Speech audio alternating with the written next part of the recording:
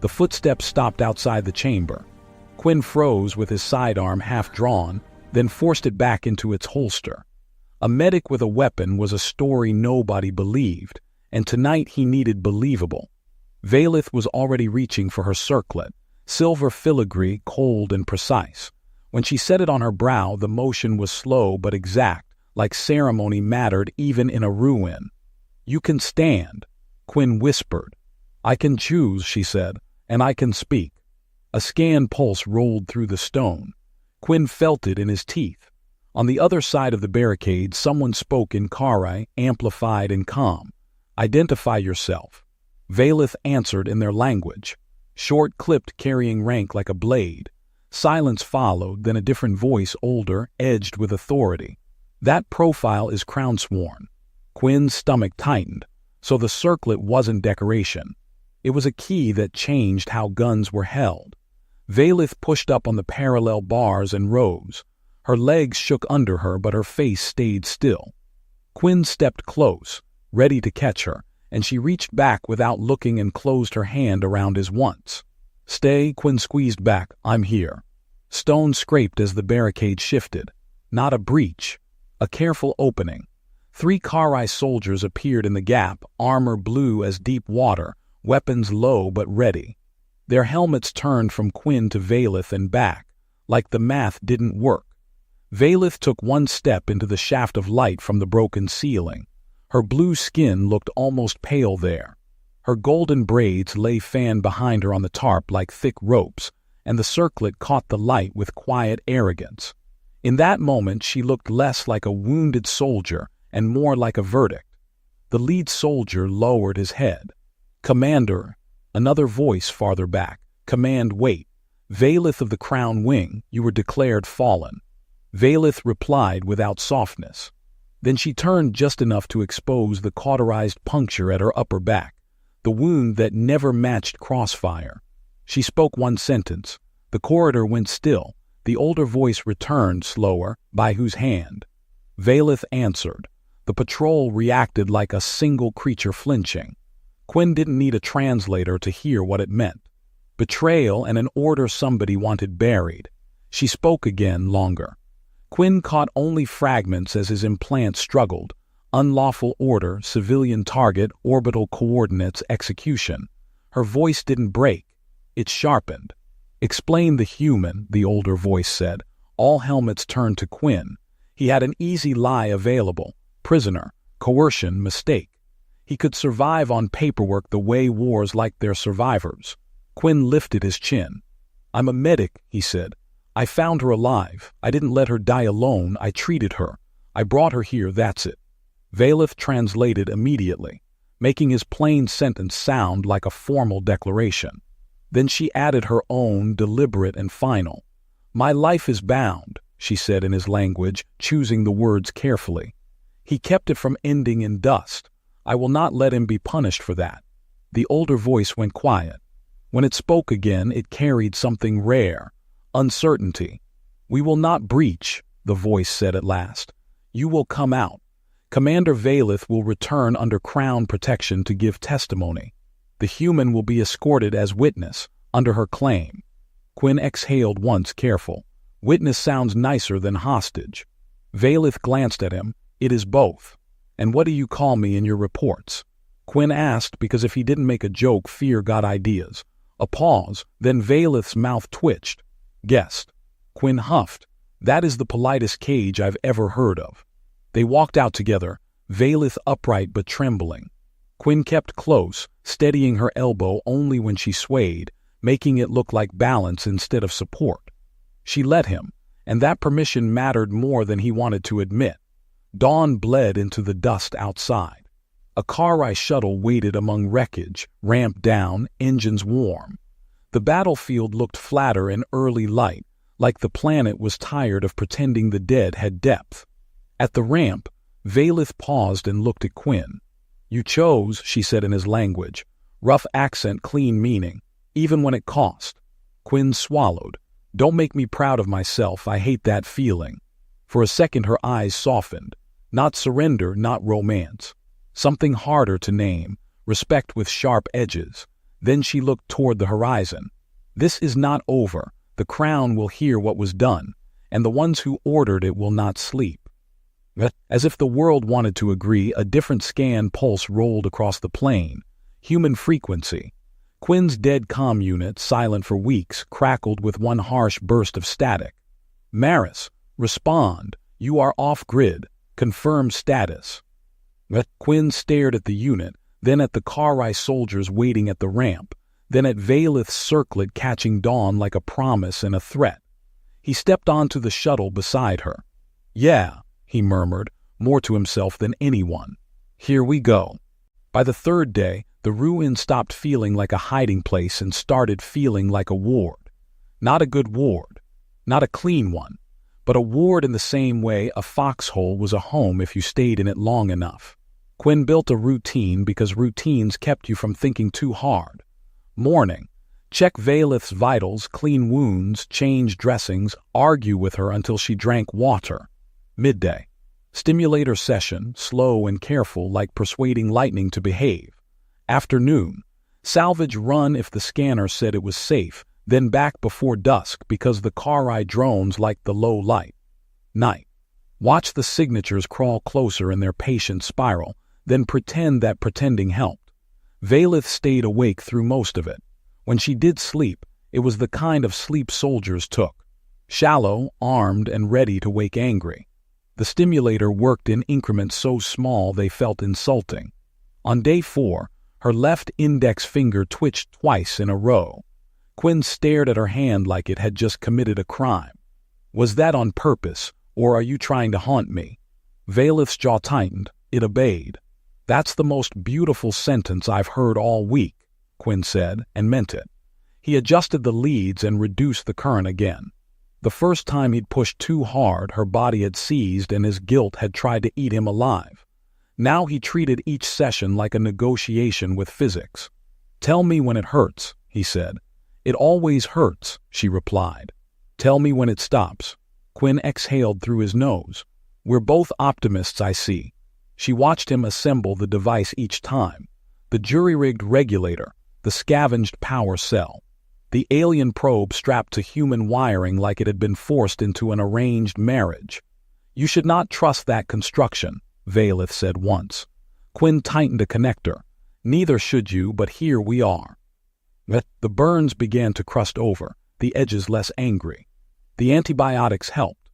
The alien regenerative foam helped more, sealing tissue in a way that made Quinn's scanner throw up small warning icons like it was offended by competence.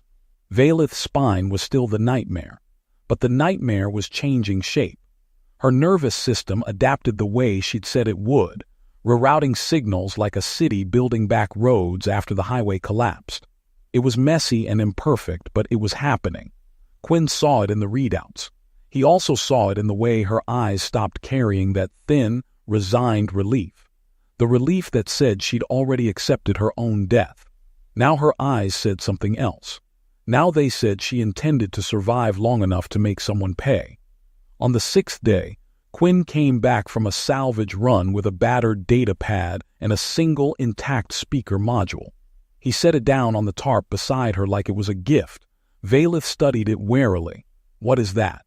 "A piece of Earth," Quinn said. "Or at least, the parts of Earth that survived being recorded and compressed into bad audio formats." She didn't answer. Her ears, long, swept back, torn at the edge, tilted a fraction. Quinn noticed, filed it away. He dug through the pad until he found an old folder labeled music. He tapped a track and waited. A low guitar line crawled out of the speaker, rough and slow, like somebody had taken sadness and taught it rhythm. The notes filled the ruin, slipping into the carved stone and settling there as if the place had been waiting for something human to stain it. Vaelith's eyes widened slightly. "This is mourning." "Close," Quinn said. "It's called blues." "Why would you create art from grief?" Quinn shrugged. "Because grief doesn't go away just because you refuse to look at it. So we make it sit down and listen to itself." Vaelith stared at him, then at the speaker, as if she couldn't decide which was stranger. After a minute she said, very quietly, "It sounds honest." Quinn nodded. "That's the nicest thing anyone said about my taste in music. Her gaze shifted to the carvings on the wall. On my world, we sing structures into being. Quinn paused the track. You what? We shape crystal with harmonic resonance, Vaelith said, voice steadier than it had been. Cities grown, not built. Towers that bend to wind instead of breaking. Gardens suspended in the high atmosphere. When storms come, the whole planet rings. Quinn stared at her. That is significantly more poetic than we have oceans and bureaucrats. Vaelith's lips twitched. Your world sounds heavy. It is, Quinn said, gravity-wise and emotionally. For the first time, she looked like she might actually smile, but the expression faded when a spasm rippled through her legs. She clenched her jaw and wrote it out without noise. Quinn set the pad aside and checked the scanner. Her regeneration rate was still abnormal, still impossible. Your body's rebuilding, he said. It's just doing it like it hates the concept of convenience. Vaelith's gaze hardened. It is rebuilding because it refuses to submit. Same, Quinn said, then realized what he'd admitted and kept his face neutral. On day 8, he tried standing her up. He built parallel bars out of salvaged beams and cracked conduit, braced them against stone. The setup looked like something designed by someone who had seen a picture of physical therapy once and then been hit in the head. Vaelith stared at it. This is an insult to engineering. Quinn wiped sweat off his brow. It's functional art. Please respect the vision. He helped her sit, then swing her legs over the edge of the tarp. Her feet touched stone and her whole body went tight with the shock of it. Not pain, not entirely. More like her nervous system waking up and realizing it had responsibilities again. Quinn positioned himself beside her, one hand hovering near her ribs, careful not to touch unless she lost balance. Pride mattered to her. Quinn understood that. Ready, he asked. Vaelith's eyes were fixed forward. Do it. Quinn counted under his breath. 1, 2, 3. He lifted and Vaelith rose with him, her hands gripping the bars so hard her knuckles, pale blue and elegant, looked almost white. For half a second she was upright. Then her legs buckled. Quinn caught her, his arms wrapped around her torso before she hit stone. Her body was lighter than it should have been and warmer than he expected, even through armor and bandages. For one breath, she was pressed against him, and he felt the tremor running through her, the furious effort of someone who had commanded strike wings and now couldn't convince her knees to lock. Her face was inches from his. Her eyes met his and something flickered there that wasn't anger, not softness, not yet just recognition. They both knew what that moment was, not romance, not victory, proof she could stand at all. Vaelith drew a slow breath and forced herself to speak like a commander again. How long? Quinn glanced at his scanner, then at her legs. Less than a second. Vaelith's jaw set. Again. Quinn blinked. You want a minute first. I want my body to remember it does not own me, she said. Quinn nodded once. Okay, again. The second attempt lasted longer. 2 seconds, then 3. Quinn couldn't stop the grin that pulled at his mouth. Look at you. Defying medical textbooks. Vaelith's breathing was harsh, but her eyes were bright. Your textbooks are primitive. They are, Quinn agreed, but they're all I've got. He helped her sit back down, careful, controlled. Her hands were shaking. Quinn reached for the canteen and held it to her lips. She hesitated, then drank. Slow. A warrior accepting help without calling it help. Outside, far beyond the ruin, the scanner pulse came again. This time it was stronger. Quinn checked his wrist display. The Kharai signatures had tightened into a cluster, not a wide sweep anymore, a directed search. Someone out there had changed their assumptions. Vaelith saw his expression shift. They know. Quinn's throat went dry. Yeah. Vaelith's voice lowered. If they find me, it will not be a rescue. Quinn looked at her ornate collar, the silver circlet at her brow, the ceremonial armor that didn't belong on a common officer. He thought about how quickly the search had turned precise. He asked the question he should have asked on the first day. Vaelith, he said quietly, what were you really? Vaelith held his gaze. Then she answered with the kind of calm that came from someone who understood the cost of titles. "I was sworn to the crown," she said, "and I refused an order that would have stained it." Quinn stared at her for a beat, the implications clicking into place like a weapon being chambered. "Okay," he murmured. "So we're not hiding a soldier." Vaelith's eyes hardened. "We are hiding a problem." Before Quinn could answer, his scanner chirped sharply. A close-range contact warning. He snapped his head toward the corridor, heart punching against his ribs. Footsteps. Not many. Controlled, careful. Inside the ruin. Quinn learned quickly that night on Ravelin 5 was not darkness. It was a thinner shade of ruin. The moonlight, what little made it through the dust, turned everything a dull silver and made the wreckage look like the bones of something enormous. The wind calmed, but it did not stop. It simply changed tactics, sliding low across the ground, dragging grit along metal in a soft hiss that sounded uncomfortably like whispering. Quinn moved the way he had been trained to move when the enemy might still be watching. Slow, economical, no wasted silhouettes against the horizon. He kept his lamp off and let his eyes adjust. The scanner on his wrist stayed dim, the brightness turned down until it barely painted his skin. He told himself he was just making a supply run. He told himself a lot of things. The battlefield was different at night, more honest. In daylight, you could pretend the destruction was abstract, a tactical event. At night, the dead became shapes again. Hunched bodies, twisted limbs, faces caught mid-expression in ways that made Quinn's stomach clench. He stepped around them anyway.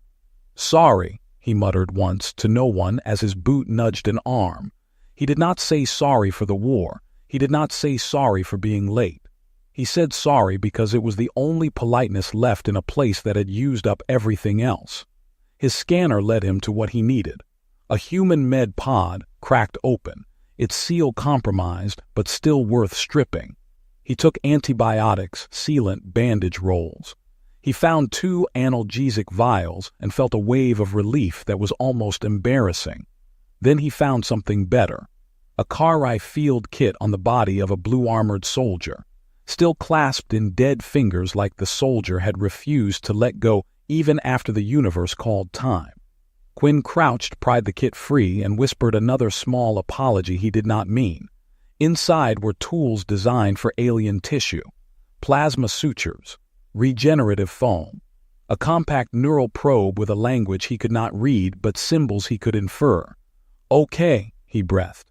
"That's useful." He shoved it into his pack and forced himself to stand. That was when his wrist display flickered. A pulse, not his. Quinn froze, instincts snapping tight.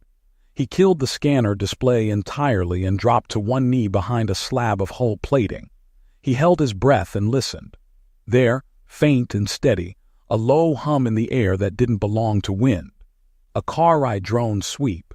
It came closer, then farther, passing over the wreckage with patient, indifferent precision. The kind of machine that did not care about guilt or mercy or whether you had a good reason. Quinn pressed his forehead to the metal and waited.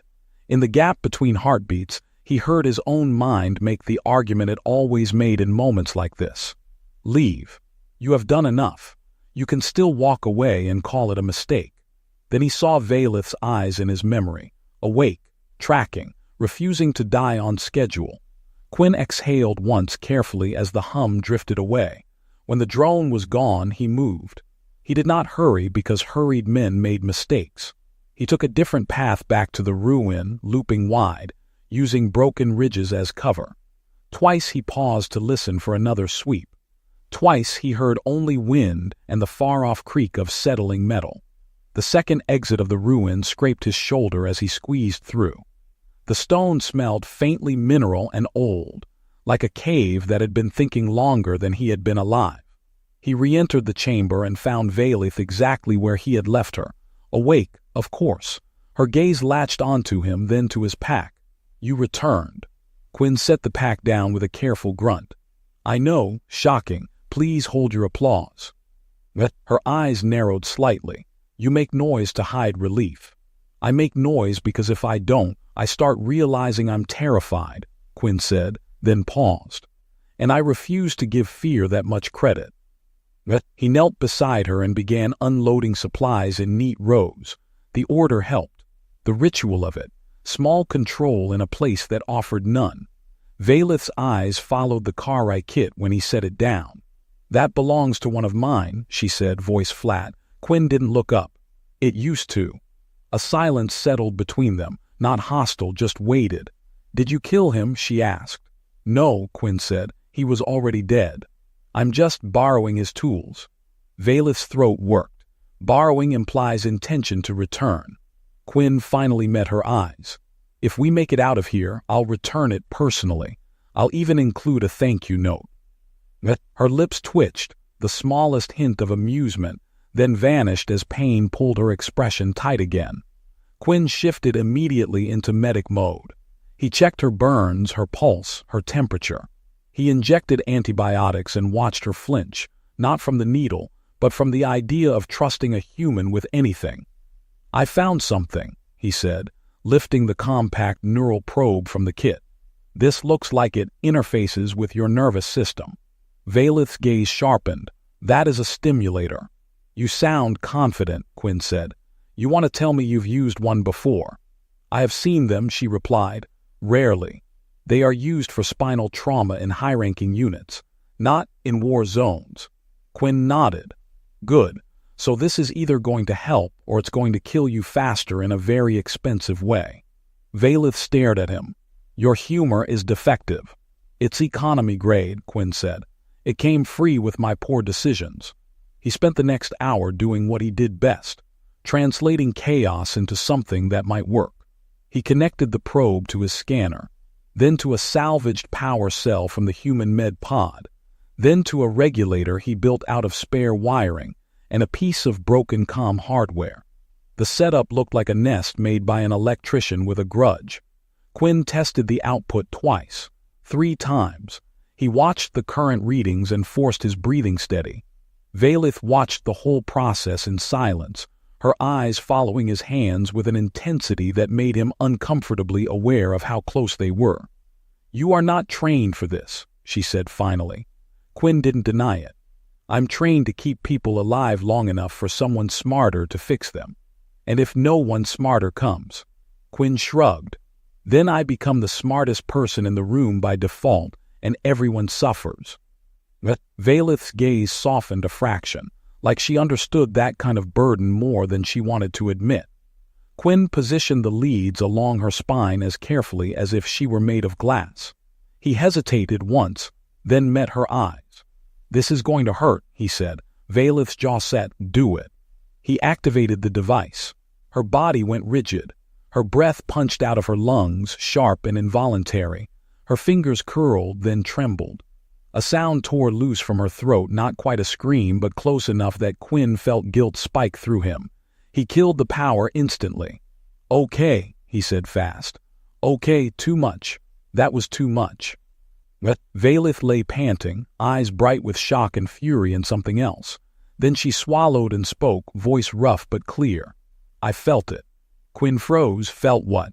"My hand," she whispered, staring at her own fingers like they belonged to someone else. "I felt my hand." Quinn leaned in, heart thudding.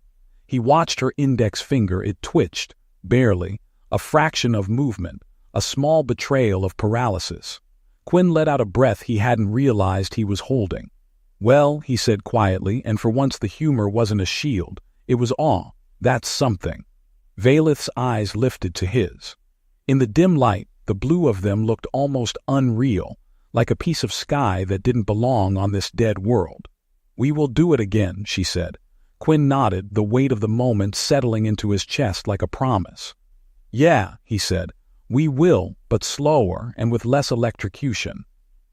Vaelith's lips parted, and for a second Quinn thought she might actually smile. Instead she whispered, almost to herself, "I am not finished." Quinn sat back against the wall, suddenly exhausted in a way that felt clean. Not the tired of counting corpses, the tired of doing something that mattered. He glanced at his wrist display, brought the scanner back online. The Kharai search signatures were still out there, closer than before. And now, For the first time since he'd found her, Quinn believed Vaelith might live long enough to face them. Quinn did not sleep. He lay on his back on the cold stone with his sidearm across his chest and listened to the ruin breathe.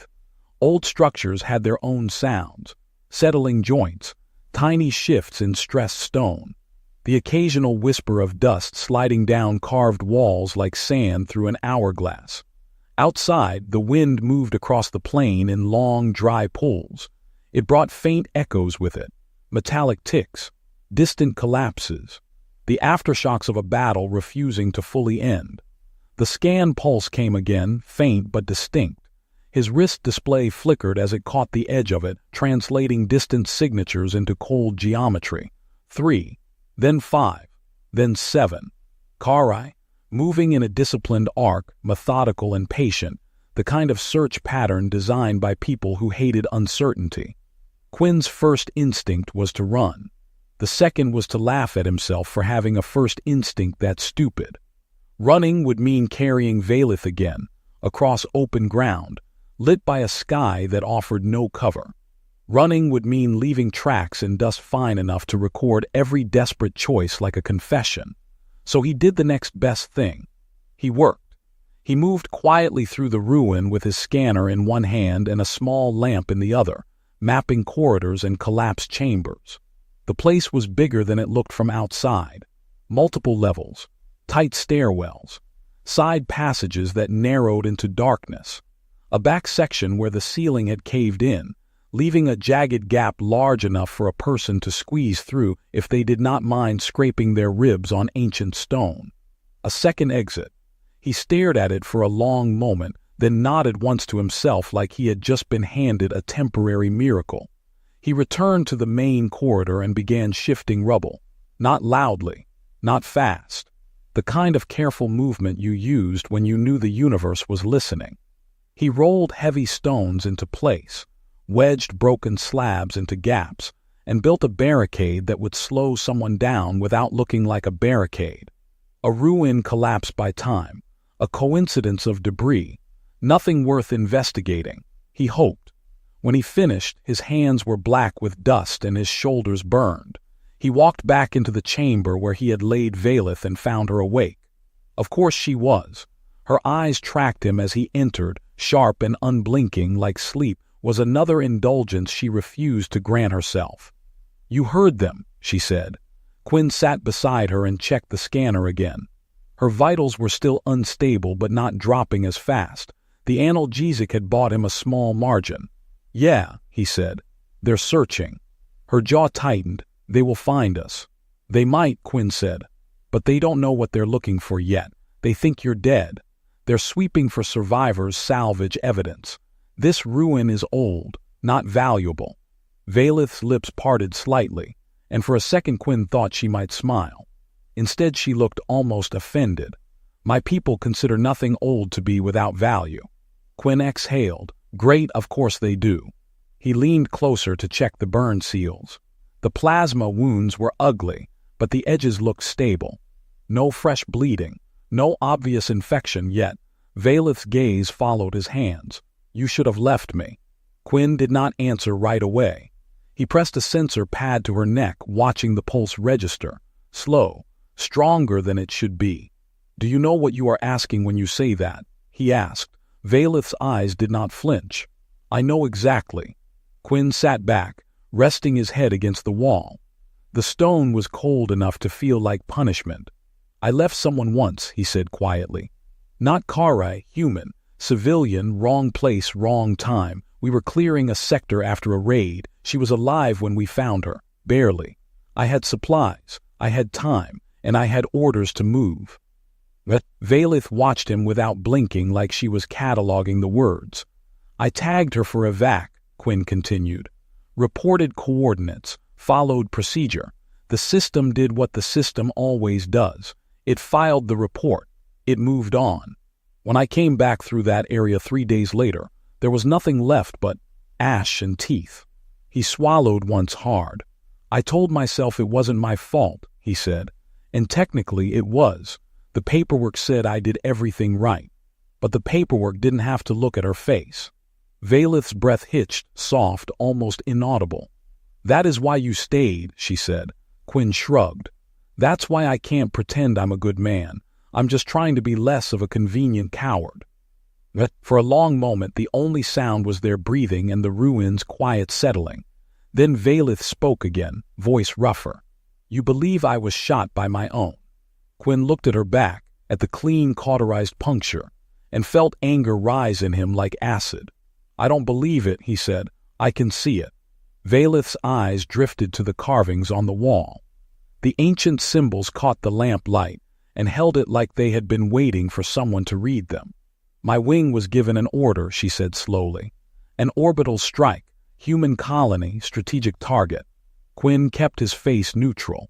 He had heard that sentence in different languages on different planets. It always meant the same thing.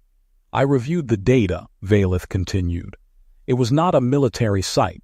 It was families, children. The kind your people hide behind when they want sympathy, and the kind my people pretend do not exist when they want a clean conscience." But Quinn said nothing. He let her keep going. "I refused to transmit the firing coordinates," she said. "I told my commander the order was unlawful by Kharai code, that it would be murder." Her fingers twitched faintly on the tarp.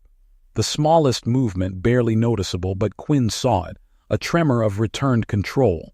"What happened?" he asked, though he already knew. Vaelith's voice dropped. "He called it treason." But the word sounded heavy in her mouth, as if saying it was its own injury. "He shot me from behind," she said.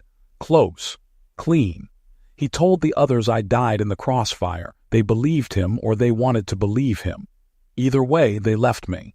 Quinn felt something harden in his chest. Not hatred for the Kharai. He had plenty of that already. This was hatred for the familiar shape of it, for the way power always protected itself and called it honor. "Same story," he murmured. Vaelith looked at him. "You have seen this." Quinn's laugh was dry and humorless. "I filed a report once. Human officer ordered fire on a village. Claimed insurgents. It was farmers who refused relocation. I did it by the book. Evidence, witnesses, the whole noble routine." He met her eyes. "The report disappeared," he said. "The officer got promoted. I got reassigned to corpse detail. That's how you keep a war clean. You bury the truth and move the witnesses somewhere quiet." Vaelith's gaze sharpened, but not with anger, with recognition. "Then we are both traitors," she said. "Or," Quinn replied, "we're the only ones who aren't." His scanner chirped softly, pulling his attention away. He checked the display. The Kharai search signatures had tightened. The arc was becoming a spiral, drawing closer. Vaelith saw his expression change. How long? Quinn did the mental math he hated. Speed, distance, pattern. 2 days, he said. Maybe 3 if something distracts them. Vaelith tried to shift and pain flashed across her face. She stopped, breath tight. "I cannot run," she said. "We don't run," Quinn answered. He stood and began repacking his medkit with quick, practiced movements. The calm that came over him was familiar. The calm of a man who had been scared so many times he had learned to function inside it. "I'm going back out," he said. Vaelith's eyes widened, the first clear crack in her composure. "That is madness." "Yeah," Quinn said, slinging his pack over his shoulder. "But it's organized madness." He checked his sidearm, then his scanner. He would need more supplies, antibiotics, sealant, anything he could scavenge from the dead. The battlefield had become a warehouse. Vaelith stared at him. "If they see you." "They won't," Quinn said. "Night's coming. Dust will cover my tracks by morning. And if they do see me, they'll see a human medic doing what he's supposed to be doing.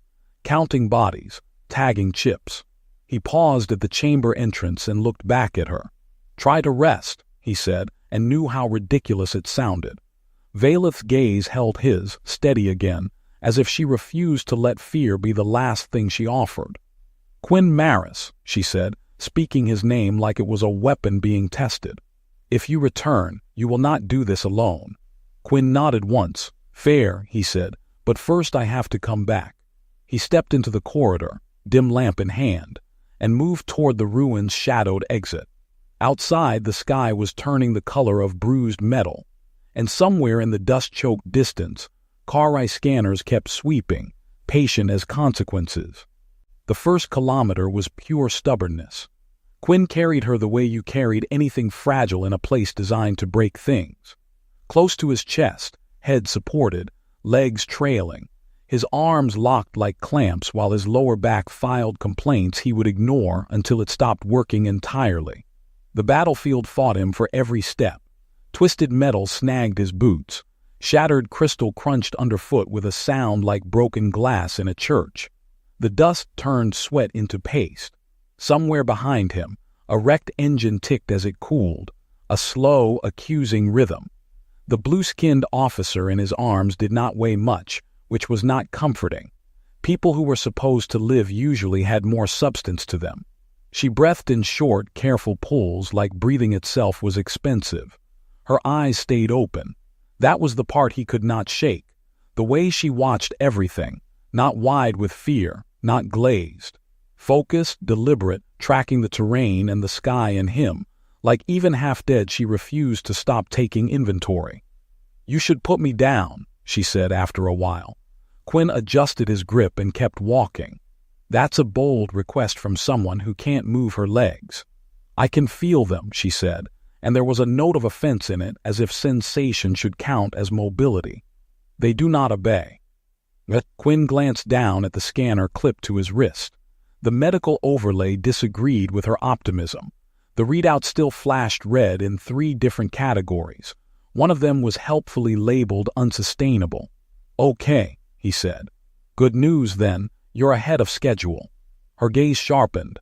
"You speak like this to mask fear." Quinn snorted. "I speak like this because if I don't, I start thinking about the fact that I'm carrying a Kharai officer away from a human-controlled battlefield, and that's a career-limiting move." "You are a healer," she said, "not a soldier." "I'm both," Quinn said, "which means I get to disappoint 2 sets of people." The ruin rose out of the dust like a thought that refused to die. At first it looked like a low ridge. Then the angles became too clean, the lines too deliberate. Stone blocks, dark and dense, fitted together without visible seams. A wide entrance half collapsed on one side, as if the structure had taken a punch and simply decided to keep standing anyway.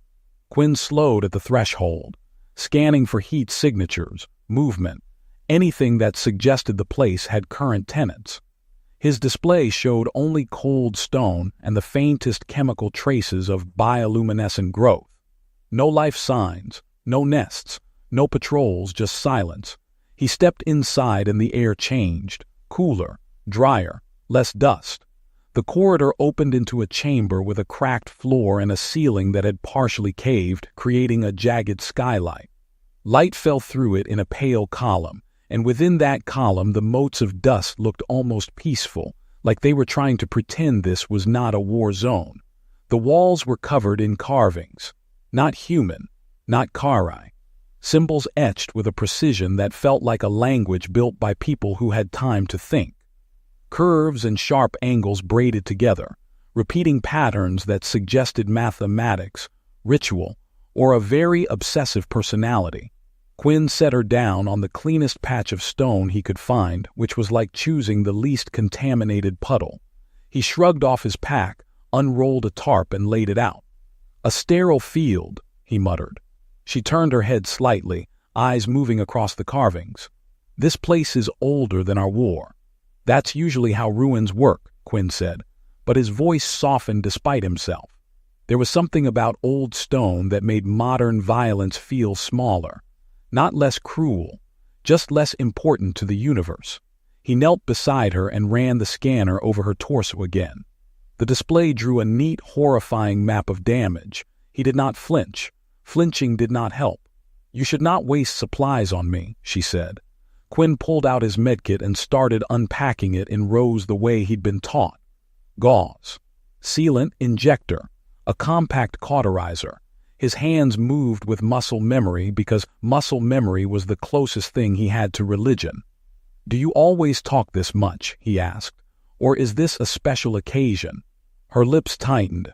"If I stop speaking, I may stop breathing." Quinn paused, then looked at her eyes again. They were still sharp, still present.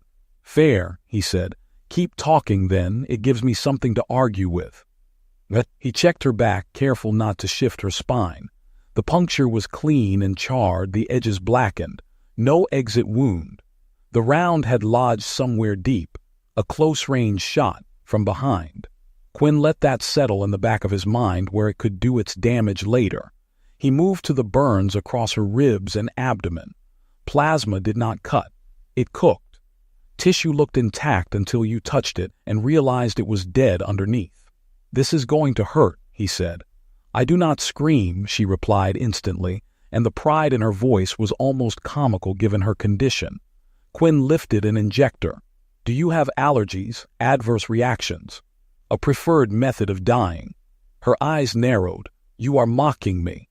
"I am distracting you," Quinn said. "There's a difference." He held up a vial. Human-grade analgesic, strong enough to dull a broken leg. Strong enough to knock out a grown man. Completely untested on a Kharai officer with unknown biochemistry. He did the only responsible thing he could do. He made an educated guess. "This might help," he said. "Or it might turn your blood into soup. I need you to answer a question before I use it."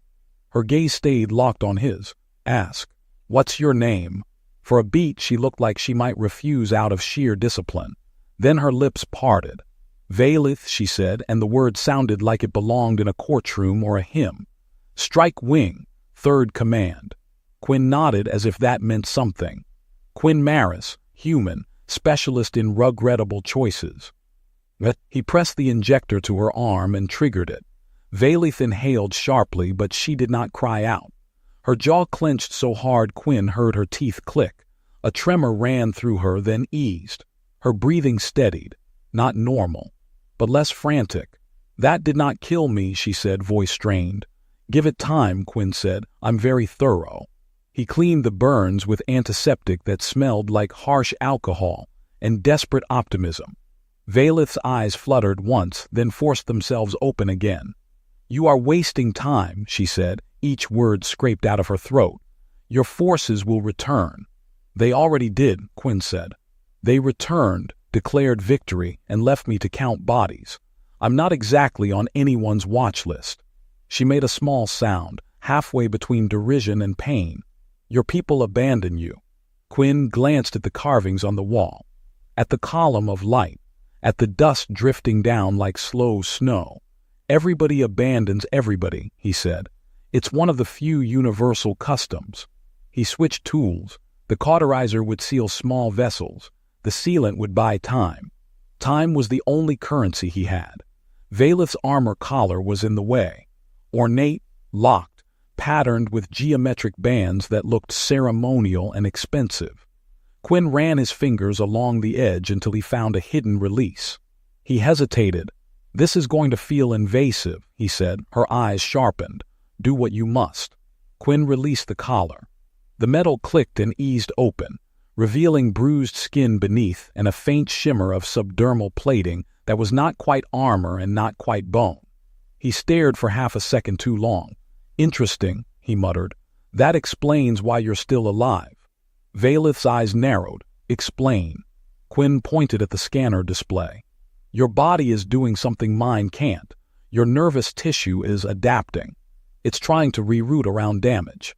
"That is Kharai physiology," Vaelith said, and despite her condition there was a hint of superiority, like she was explaining obvious facts to an underperforming student. "Under extreme trauma, we attempt regeneration." "Attempt," Quinn repeated, "so it doesn't always work." Vaelith's mouth tightened. "It rarely works." "How long does it take?" "Weeks," she said. "Months if the injury is severe." Quinn looked at his supplies again.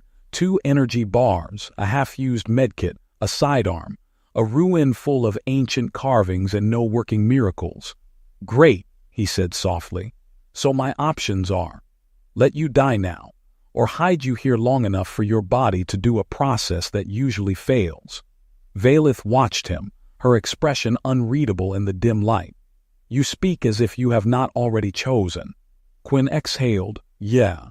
That's the problem. I'm consistent." He went back to the burns and began sealing what he could.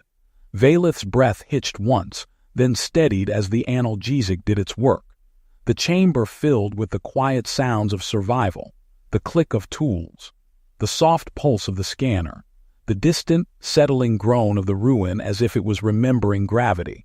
When he finished, Quinn sat back against the stone wall, suddenly aware of how tired he was. Not the tired you cured with sleep. The tired that lived in the marrow. Vaelith's voice came again, lower now. Why? It was not a question about the treatment. Not really. Quinn stared at the column of light and the dust drifting down through it.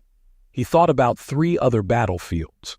3 other times he had tagged a wounded enemy, reported it, and walked away without looking back. He thought about how easy it had been to call it professionalism when the person on the ground was a symbol instead of a face. He looked at Vaelith's eyes. "Because I'm tired of being the kind of man who can look at someone dying and call it protocol," he said. Vaelith did not answer. Her eyelids lowered, then lifted again with effort. Outside, far beyond the ruin, something faint and electronic carried through the air. A long-range scan pulse. Quinn's wrist display flickered. New signatures, distant but moving. A search pattern. He stared at the screen until the symbols stopped being abstract and turned into a simple fact. Someone was coming, and they were not human. Quinn Marris had been stepping over bodies for so long that the dead started to feel like terrain. Not people, not names, just obstacles that made his boots scrape and his knees complain. He tried to keep his mind busy with anything that was not the smell. He made a list of things he would rather be doing. It started simple, then got creative. Dental work without anesthetic. Listening to a corporate safety briefing delivered by a man who loved his own voice. Calling his mother and explaining again why he had not visited in 8 months. Literally anything except walking the burn scar plain of Ravelin 5, where the air tasted like melted wiring and old blood. The dust was the worst part. Fine, pale ochre, light enough to ride on every breath. It coated his tongue, gathered in the corners of his eyes, and worked its way into the seams of his gloves like it had a personal grudge. Every step kicked up a soft haze that made the battlefield look like it was still smoking, even though the firestorms had died hours ago. Ravelin 5 had once been pitched as a promising expansion candidate. Gravity close to Earth standard, water under the crust, a sun that did not try to kill you with radiation every time it rose. Then humans and the Kharai decided it was a convenient place to settle an argument with artillery. Now it was a museum of broken machines and broken anatomy, curated by idiots with flags. Quinn's scanner chirped in his palm. Another tag. Another casualty. He knelt, brushed dust off an ID strip, and watched the screen translate a battered transponder into a name. Specialist Mara HSU. The chip was still broadcasting, stubborn as a heartbeat, even though the rest of her was not in the broadcasting business anymore. Quinn marked the coordinates, recorded the status, and stood up again. This was his job now. He had trained to stop bleeding, pack wounds, stabilize airways. He had trained to be fast, calm, useful. A combat medic, the kind you wanted nearby when your luck ran out. But there were rules about where medics went and when. There were supply lines. There were extraction windows. There were priorities decided by people who called death acceptable losses from behind polished glass. By the time Quinn's unit had been cleared to move in, the fight was over. All that was left was counting. The battlefield stretched for miles, a wide-open scar under a washed-out sky. Tanks sat gutted and blackened like dead insects. A human gunship lay on its side with its hull peeled back, the metal torn open like a can by something very angry.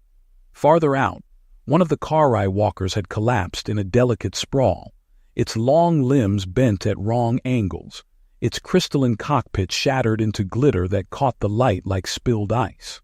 Quinn paused to drink from his canteen. The water tasted like purifier tablets and regret. He swallowed anyway, because dehydration was not romantic and he was not here to perform. He checked his pack. 2 energy bars. 1 half-used medkit. A sidearm with a full magazine. A calm that worked when it felt like it. He did the math he should not have done. He was deciding whether he had enough daylight to reach base camp when his scanner made a sound he had not heard all day. A softer ping, not a transponder, not a dead chip. Biology. Quinn stopped walking. He stared at the readout, then at the horizon, then back at the readout like the numbers might get embarrassed and correct themselves. The signal was faint, but it was there. A living signature, weak and irregular, tucked beneath the noise of cooling metal and scattered heat blooms.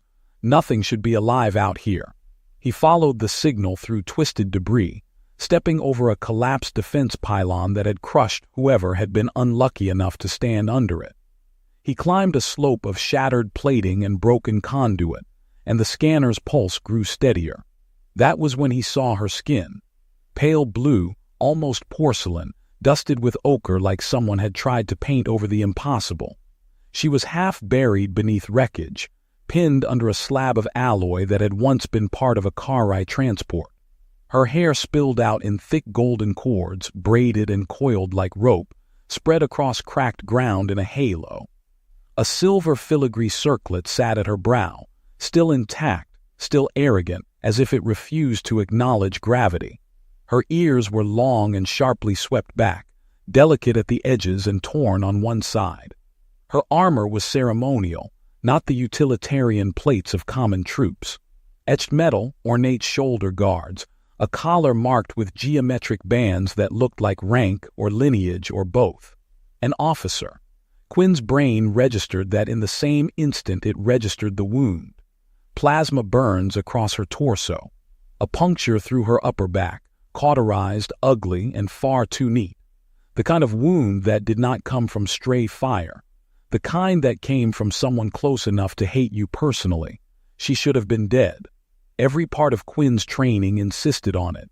Spinal trauma like that meant shutdown. Nervous system failing, organs following, lights out. But her chest rose, shallow, stubborn, and her eyes were open. Bright blue, glass clear, tracking him with a focus that made his skin prickle. There was pain in them, the obvious kind. There was anger, the kind you could feel across a room. And under it all there was something else. A thin, sharp edge of relief, like she had been waiting for death and got someone else instead. Quinn crouched, careful not to shift the wreckage. He held the scanner closer, watching the medical overlay try to make sense of what it was seeing. Catastrophic damage, internal bleeding, neural disruption, a timeline measured in minutes. He exhaled, slow because panic wasted oxygen. "Well," he said mostly to himself because talking kept his hand steady, "this is inconvenient." Her lips moved. When she spoke, her voice was rough, clipped, and somehow still carried command. "Human," she rasped. "You are late." Quinn blinked once. "That makes two of us." Her gaze sharpened. "Leave, this is not your war." Quinn looked down at the Kharai insignia on the broken plating, then at the human patch on his sleeve, then back at her. "It was my war until someone decided it wasn't worth paying me to fight it anymore." Her throat worked as she swallowed pain. "I am enemy." "Yeah," Quinn said. "I noticed. The blue skin was a clue." He shifted his weight, trying to see under the alloy slab without touching it. The slab was wedged into the ground at an angle. If he levered it wrong, it would crush what was left of her ribs. If he left it, she would die anyway. Protocol existed for moments like this. Enemy wounded were to be tagged and reported. Retrieval was the responsibility of their own forces. Intervention was discouraged. Unauthorized aid was punishable. There were clauses, subclauses, and charming little phrases like operational integrity. Quinn could recite them. He had written reports about them. He had followed them before. He had walked away from dying enemies on other rocks under other skies, and he told himself it was not personal. He told himself he was being professional. And then he woke up at night with the memory of eyes that had looked too much like this. Quinn glanced at the sun, low and bleeding orange through dust. He checked his scanner again. There, 3 kilometers northeast, a structural anomaly the recon drones had flagged earlier. Not a bunker, not a human installation, something older, stone and geometry. A ruin that had survived long enough to be inconvenient to two modern armies. Shelter, maybe defensible, definitely stupid. Quinn stared at the slab pinning her down. Then he did what he always did when the universe forced him into a corner. He made a decision he would regret later. "Here's the thing," he said, voice calm, like he was explaining a minor paperwork error. "I'm having a very bad day." Her eyes narrowed. "That is not relevant." "It's relevant to me," Quinn said. He reached into his pack and pulled out a compact pry bar, the kind engineers carried, the kind medics stole. "On my worst days, I make choices that keep me awake at night. On my best days, I follow the rules." He wedged the bar under the slab and tested the weight. His arms trembled with the effort. Her gaze flicked to his hands, then back to his face. "You cannot move it alone." "I can," Quinn said through clenched teeth. "I just have to hate myself enough." He shifted the leverage point and pushed again. The slab groaned, metal against stone, and lifted a fraction. Enough. He slid his other arm under her shoulders, careful of the burn, careful of the spine, careful of every fragile boundary between alive and not. Her breath hitched, but she did not scream. Not yet. He eased her free inch by inch, sweat cold under his armor, dust sticking to his skin like it wanted to be part of the story. When she was clear, her weight sagged into him. Lighter than she should have been, too still. Her voice was a whisper against his ear. "If you take me, they will hunt you." Quinn adjusted his grip, bracing her head against his shoulder the way he would with any patient. He looked toward the distant ruin on the horizon, a dark line against the dust. "Yeah," he said, "that sounds like future me's problem." Her eyes held his for a beat, searching for something he could not name. Then Quinn stood, the dead world spinning slightly under the new weight in his arms, and started